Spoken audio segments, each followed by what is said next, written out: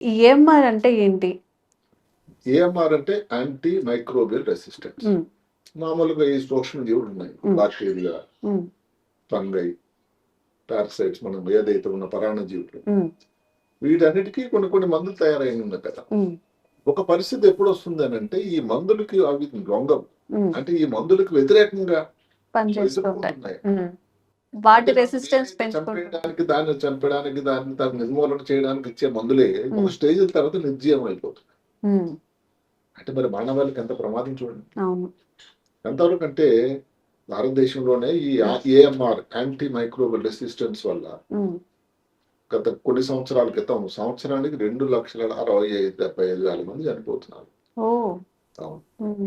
అది డైరెక్ట్ గా. దీనికి రిలేటెడ్ అంటే దీని ఏఎంఆర్ తాలూకా ప్రభావం వల్ల మిగతా కారణాలు వచ్చి ఇబ్బంది జరిగిపోయిన వాళ్ళు 10 లక్షలు. ప్రపంచంలో చూస్తే దగ్గర 10 లక్షల మంది ప్రతి సంవత్సరం ఈ ఏఎంఆర్ వల్ల. ఇది అన్ని దేశాల్లో ఉంది. అదే కాకుండా అక్కడ కూడా ఏదైతే దీనికి సంబంధిత కారణాలు రిలేటెడ్ వాటితో చూసుకున్నట్టయితే దగ్గర ఇంకొక 14-20 లక్షల మందికి ఇబ్బంది వస్తుంది. అంటే ఈ ప్రమాదం ఎంత పొంచి ఉందో. యాంటీ మైక్రోబియా అనేది ఎందుకంటే చెప్పుకున్నాం మనం, దాని సంహారికం, దాన్ని యాంటీబయాటిక్స్ అంటాం. ఇప్పుడు యాంటీబయాటిక్స్ అనేది ప్రపంచంలో ఏ జాతి గాని ఏ వ్యక్తి గాని అసలు చిన్నపిల్లల నుంచి పెద్దవాళ్ళ వరకు వాడాల్సిన రోజే లేదు కదా.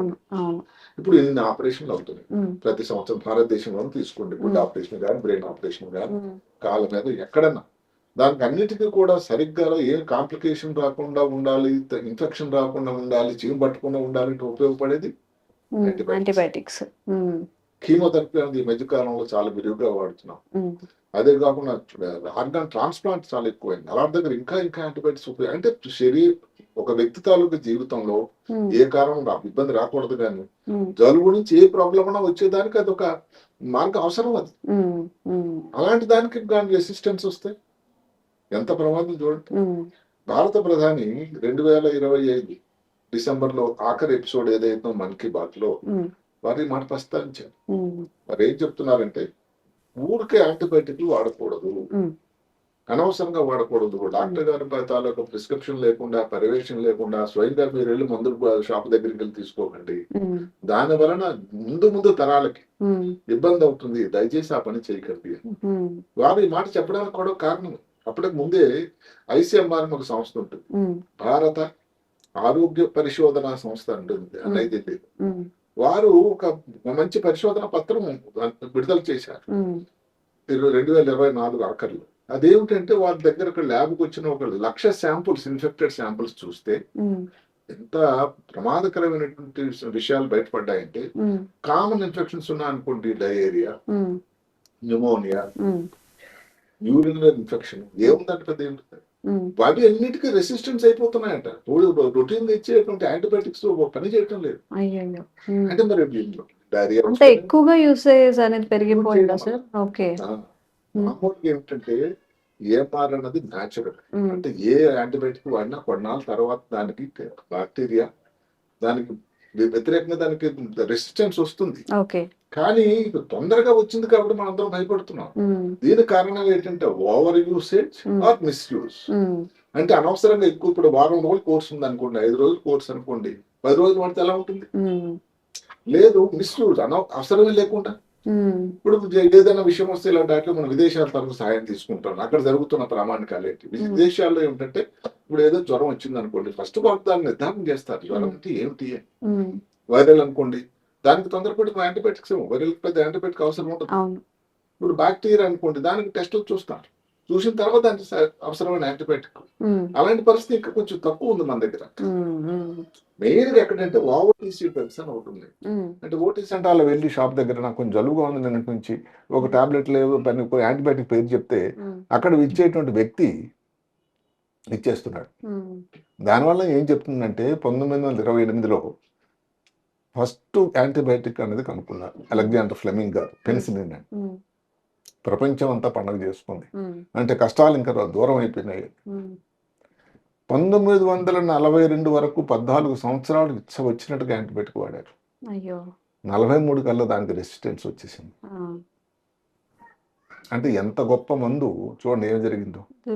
రెండోది ఇంకొకటి, స్ట్రెప్టోమైసిన్. ఉమ్, స్ట్రెప్టోమైసిన్ అనేది దాన్ని కనుక్కున్నాడు 43లో. ఉమ్, అదైతే 3 సంవత్సరాల్లో వచ్చేసిందండి 46 కల్లా. ఉమ్, అంటే మరి ఇప్పుడు ఎంత ఉపయోగం టీబీ వాటిల్లో ఉమ్, స్ట్రెప్టోమైసిన్ తాలూకా ఉపయోగం ఎంత అంత కాదు. ఉమ్, ఫస్ట్ లైన్ డ్రగ్స్ అంటారు టీబీ. ఉమ్, ఇంకా చూసుకున్నట్టయితే ఇప్పుడు అసలు పరిశోధన పత్రాలను ఏం చెప్తున్నాయంటే 2000 కల్లా, ఇది అందరూ గమనించండి, ఉమ్, ఎక్కువ యాంటీబయాటిక్స్ అసలు రెసిస్టెన్స్ వస్తుంది. ఓకే. అసలు యాంటీ మైక్రోబియల్ రెసిస్టెన్స్ అంటే అందరిలో ఉన్నటువంటి ఒక చిన్న దురభిప్రాయం అనుకోండి. ఉమ్, ఏమిటి అంటే ఇది వ్యక్తి దానికి రెసిస్టెన్స్ అయిపోయాడు అని కాదండి. ఉమ్, మైక్రోబియా ఏవైతే సూక్ష్మజీవులు ఏదైతే ఉన్నాయో యాంటీబయాటిక్ రెసిస్టెన్స్, ఓకే. వ్యక్తి కాదు అది. ఇట్లా అవసరం ఉన్నా లేకపోయినా ముందు ముందుగా వాడడం వల్ల వాడేసేసి వాడడం వల్ల ఉమ్, ఇక్కడ ఇప్పుడు ఇబ్బంది ఏమిటి అంటే ఇప్పుడున్న పరిస్థితి ఏమిటి, ఎవరికైనా జ్వరం వచ్చింది దానికి చాలా వరకు శాస్త్ర ప్రకారం చేసినా కానీ దానికోసం పరీక్షలు చేస్తారు, కల్చర్ ఏదో రిపోర్ట్ వస్తుంది, దానికోసం యాంటీబయాటిక్ ఇస్తారు. ఉమ్, అదే కాకుండా అనవసరంగా లేకుండా ఓటీసీ అంటే over the drug over the counter అంటారు ఓటీసీ ఉమ్, కనుక్కోకుండా కొన్ని ఇవి ఉన్నాయి చట్టాలు. ఉమ్, అదే కాకుండా ఇంకా చెప్తున్నారు పరిశుభ్రంగా ఉండాలి. మన కోవిడ్ టైంలో కానీ ఎక్కడన్నా చెప్తున్నాం, మధ్యలో ఏది 60 సర్కోస్ గురించి మాట్లాడుకున్నాం. ఉమ్, పెద్ద పెద్ద ఇన్స్టిట్యూట్స్ నేను చదువుకున్న ఎయిమ్స్లో కానీ ఇంకెక్కడ కానీ దానికోసం ఒక నిబంధనలు ఉన్నాయి. అంటే ఈ యాంటీబయాటిక్ ఇచ్చేది ఎన్ని రోజులు ఈ టైంలో ఇవ్వాలని ఒక సిస్టమ్స్ ఉన్నాయి, ఉమ్, కొన్ని వ్యాక్సిన్స్ వచ్చాయి, ఉమ్, ఇది పద్ధతి. కానీ ఇవన్నీ జరిగినా ఇంత ఎందుకు ఇబ్బంది జరుగుతుంది? ఉమ్, ఉమ్, అందువల్ల భారత ప్రధాని ఏం చెప్పాల్సి వచ్చింది ఈ విషయం. వారి మాటల్లో చెప్పకపోయినా ఇంకొక చిన్న మాట కూడా ఒకటి ఉంది. ఉమ్, ఇప్పుడు యాంటీబయాటిక్స్ దాన్ని కవర్ చేసే చట్టం ఒకటి ఉంది, ఆ, drugs and cosmetics okay. Act అని. ఉమ్, అందులో భారతదేశంలో ఆ షెడ్యూల్ ఏదైతే యాంటీబయాటిక్స్ ఉండే షెడ్యూల్ ఏంటంటే హెచ్ కానీ H1 కానీ, ఉమ్, అంటే దానిలో చిన్న పనిష్మెంట్ ఉంది. ఉమ్, కానీ ఎక్కడైంది పనిష్మెంట్? చట్టం ఉంది కానీ పనిష్మెంట్ అవడం లేదు కదా. ఉమ్, ఉమ్, అందువల్ల ఇప్పుడు అందరూ నిపుణులందరూ, డాక్టర్లు, మిగతా వాళ్ళు, ఎక్స్పర్ట్లు అందరూ కూడా ఏంటి చెప్తున్నారంటే ఉమ్, ఇంకా కట్టుదిట్టమైన చట్టం అవసరం ఉందా? ఉమ్, ఏమిటా చట్టం? ఇప్పుడు ఏదైతే మాదక ద్రవ్యాలు ఉన్నాయండి, యాంఫిటమిన్ ఉంది, లేకపోతే మిథైల్ యాంఫిటమిన్ ఉంది, ఉమ్, ఇవన్నీ చూసారా? లేకపోతే కెటమిన్ అని ఉంది. ఉమ్, ఇలాంటి వాడకం అన్నది నిషేధించారు భారతదేశం. ఉమ్, అది కానీ ఎవరైనా తయారు చేసేవాళ్ళు, సరఫరా చేసేవాళ్ళు, వాడుతున్న వాళ్ళు అందరికి శిక్షార్హులు. ఉమ్, అది షెడ్యూల్ ఏమిటి? Drugs and cosmetic act schedule 10. ఉమ్, అందులో అదే మాదిరి ఈ రోజులో జరుగుతున్నటువంటి ఇబ్బంది ఏదైతే ఉందో, నార్కోటిక్స్ కంటే ఏదైతే మాదక ద్రవ్యాల కంటే ఇబ్బందిగా జరగడం లేదు, తక్కువేం కాదు ఇది. ఉమ్, అందువల్ల ఆ రోజు వచ్చిందా ఏదైతే యాంటీబయాటిక్స్ ని కూడా వాడకం అన్నది మాదక ద్రవ్యాల చట్టం కింద మార్చాలా అయ్యో. అని ఉమ్, ఇప్పుడు అందరూ ప్రపంచం అంతా కూడా ఆలోచన చేస్తూ ఉన్నారు. ఓకే. ఇక్కడ ఒక కారణం కూడా ఉంది. ఉమ్, ఎందుకంటే మాదక ద్రవ్యాలకు సంబంధించిన ఏదైతే చట్టం ఉందో భారతదేశంలో చాలా పకడ్బందీగా ఉందండి. ఉమ్, ఆ, అంటే మిగతా దేశాలతో చూసుకుంటే. ఉమ్, అలాంటప్పుడు ఇది కూడా చేస్తే, అవును. ఎందుకంటే ఇప్పుడు వైరల్ వ్యాధి ఉందనుకోండి, చూడగానే జలుబు దగ్గు అని తెలిసిపోతుంది, ఏదో కొంచెం వైరల్ వచ్చిందని పేషెంట్ అంటాడు డయాగ్నోసిస్. ఉమ్, ఈ మైక్రోబయాలతో వచ్చిందల్లా ఏమిటి, నెమ్మది నెమ్మది మొదలవుతుంది, తర్వాత అది స్లోగా దానికి సరుగుతూ ఉంటుంది, ఎక్కువ రోజులు దాని ప్రభావం ఉంటుంది. అందువల్ల ఏమిటంటే దానికి తెలియకుండానే చాప కింద ఏది కాళ్ళ కింద చాప లాగేసినట్టు అయిపోతుంది. ఉమ్, అందువల్ల కొంత మిస్ అవ్వడానికి కూడా జరుగుతూ ఉంటుంది. ఓకే. అందువల్ల ఇక్కడ ఏమిటి, ఏదైతే ఉన్న పరిస్థితి కాకుండా ఉమ్, ఈ అందరు కూడా చెప్పేది ఏమిటంటే ఇది మన లైఫ్ స్టైల్ డిసీజ్ మాత్రం దీనికి అడ్వర్టైజ్మెంట్ రావాలి. ఉమ్, అందరం చెప్తున్నాం ఊబకాయం ప్రమాదం, ఉమ్, షుగర్ భయం ఉంది, క్యాన్సర్ వ్యాధికి నివారణలు, అలా డిస్కషన్ జరగాలి. ఉమ్, ఈ మెయిన్ లీడర్స్ వాళ్ళందరూ సోషల్ మీడియా ద్వారా కానీ దేని ద్వారా వాళ్ళు చెప్తే వాళ్ళ మినికట్ వేరే ఉంటుంది. సెలబ్రిటీస్ కానీ ఉమ్, అంటే ఏవో ప్యాకెట్స్కి లేకపోతే వీటికి అడ్వర్టైజ్మెంట్ కాదు, చిప్స్కి. ఉమ్, దయచేసి ఇవి ఇవి చేసినట్టయితే వాడద్దు అని చెప్పి. ప్రజల్లో ఉమ్, యాంటీబయాటిక్ వాడకం అన్నది మంచిది కాదు, అతి వైద్యుది కాదు, డాక్టర్ ప్రిస్క్రిప్షన్ లేకుండా. అవును. అదే కాకుండా దాని గురించి అవగాహన కూడా కల్పించాలి. ఉమ్, అంటే ఇవన్నీ కూడా మెయిన్గా సోషల్ మీడియా ఇప్పుడు భారతదేశంలో డిజిటల్ టెక్నాలజీలో ప్రపంచంలో 3వ నంబర్. ఉమ్, ఎందుకంటే మనకంటే ముందున్న వాళ్ళు ఎవరంటే 1 అమెరికా, 2 చైనా, అంతే. మిగతా దేశాలు ఏవి లేదు, మనదే 3వ స్థానం. ఓకే. అంటే డిజిటల్ ఇప్పుడు మాటకి అప్పుడు ఎప్పుడో ఒకసారి G20 మీటింగ్ అయినప్పుడు ఉమ్, లీడర్స్ అందరూ వచ్చి ఒక కూరగాయల అమ్మ అనుకున్న ఆవిడ దగ్గర చూస్తే యూపీఐ పే చేస్తూ ఉంటే ఆశ్చర్యపోయాడు ఆ దేశ ప్రెసిడెంట్. ఉమ్, అంటే డిజిటల్ యుగంలో అంత ముందంజలో ఉన్నాం. ఉమ్, ఆర్టిఫిషియల్ ఇంటెలిజెన్స్ అందరూ మాట్లాడుతున్నారు. ఇప్పుడు నంబర్ 3 ఇండియాది. Um, pharmacy of the world అంటే ప్రపంచానికి మందులు సప్లై చేసే సత్తా ఉన్న దేశం భారతదేశం. ఉమ్, కోవిడ్ టైంలో కానీ తర్వాత కానీ వ్యాక్సిన్స్ అనేది 60% వ్యాక్సిన్ ఉత్పాదన భారతదేశంలో, ఉమ్, జనరిక్ మెడిసిన్స్ ఉత్పాదన 20% మిగతా దేశాలకు ఎగుమతి చేసే సామర్థ్యం ఉన్నది. అలాంటప్పుడు ఈ నిబంధనలు కష్టమే ఉందండి. ఉమ్, ఇంకొకటి ఏమిటంటే ఈ డిజిటల్ దీన్ని ఏ విధంగా ఉపయోగించవచ్చు మీరు అడగవచ్చు. ఉమ్, అంటే ఒక వ్యక్తి వెళ్ళి షాప్ దగ్గర కొన్నాడు అంటే ఎన్ని మందులు ఎన్ని గోళీలు ఎక్కడ ఏ షాపులో ఏ రోజు కొన్నాడు ఉమ్, అన్నది రికార్డు ఉండిపోవాలి. ఉమ్.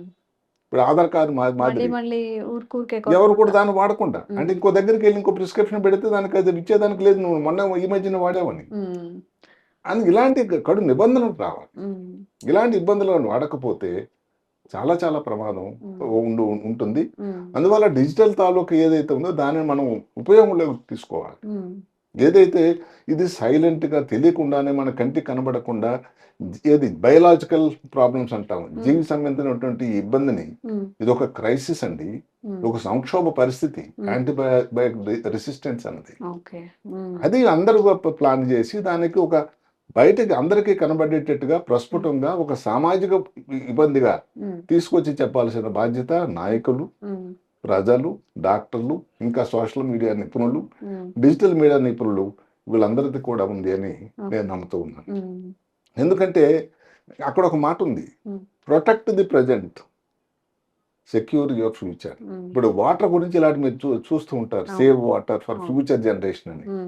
ఇప్పుడు మనదేదో కొంతవరకు అయిపోయింది సరే, కానీ ఫ్యూచర్ జనరేషన్ దేశం అయితే ఉంటుంది కదా, మరి వాళ్ళందరి కోసమన్నా కానీ protect the present and save your or preserve the future.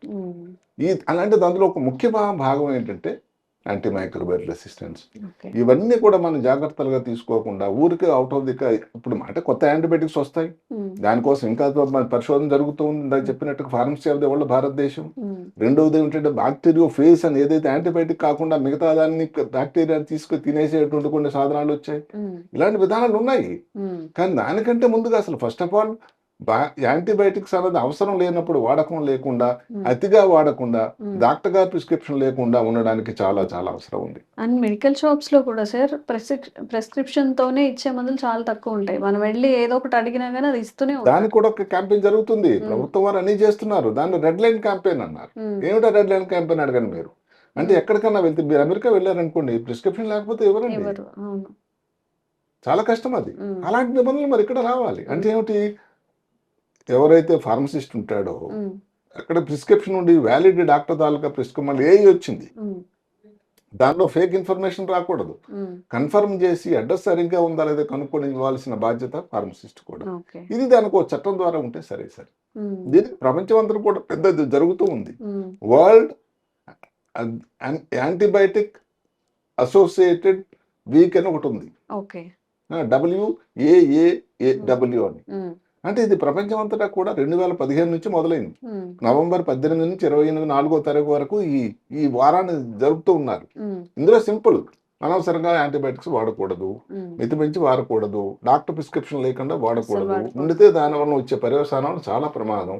ఇక్కడ చైనా, నెదర్లాండ్స్, అమెరికా, ఇంగ్లాండ్ అని కాదు, ఏ దేశంలోనా రావచ్చు అనేటువంటి ఇలాంటి క్యాంపెయిన్లు కూడా ప్రపంచం అంతా నడుస్తున్నాయి. క్యాంపెయిన్ ఒక పక్కన ఉన్నట్టయితే లోకల్గా మామూలుగా ఉండే దగ్గరకి ఏంటంటే యాంటీబయాటిక్స్ అన్నది ఊరికా వాడడం కానీ, డాక్టర్ ప్రిస్క్రిప్షన్ లేకుండా ఉండేటట్టయితే మీ పిల్లలకే కానీ ఇది అనకూడదు, ఎవరికి రాకూడదు. ఇప్పటికైతే జలుబు తగ్గిపోయింది అనుకోండి, తర్వాత పెద్ద ఇబ్బంది వచ్చినప్పుడు అది ఎందుకు పనిచేయని పరిస్థితి అయిపోతుంది కదా. ఇందాక నేను చెప్పినట్టుగానే ఏదైతే ఉందో ఇప్పుడు యాంటీబయాటిక్లో ఒకటి ఉందండి, కొలిస్టిన్ అని. అంటే ఆ యాంటీబయాటిక్ తప్ప మిగతా యాంటీబయాటిక్స్ అన్నిటికీ రెసిస్టెన్స్ వచ్చేసింది.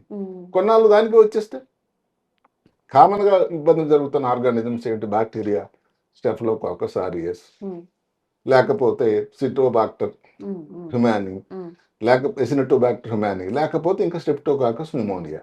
అంటే దీనికి ఆల్రెడీ అంతేకాకుండా ఇంకా వాచ్ గ్రూప్ అని పెట్టారు.